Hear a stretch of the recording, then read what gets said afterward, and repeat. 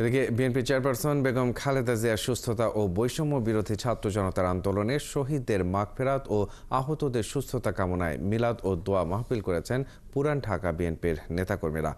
জুমার নামাজের পর চকবাজারের ইমামগঞ্জ ঢালে আয়োজিত মিলাদ মাহফিলের আগে বিএনপির জাতীয় নির্বাহী কমিটির সদস্য হামিদুর রহমান হামিদ সংক্ষিপ্ত বক্তব্যে দেশকে ফ্যাসিবাদ মুক্ত করার আন্দোলনে প্রাণ বিসর্জন দেওয়া শহীদদের প্রতি কৃতজ্ঞতা জানিয়ে দেশে গণতন্ত্র ফেরানোর স্বার্থে নবগঠিত নির্বাচন কমিশনের কাছে অতি দ্রুত নির্বাচন আয়োজনের দাবি জানান।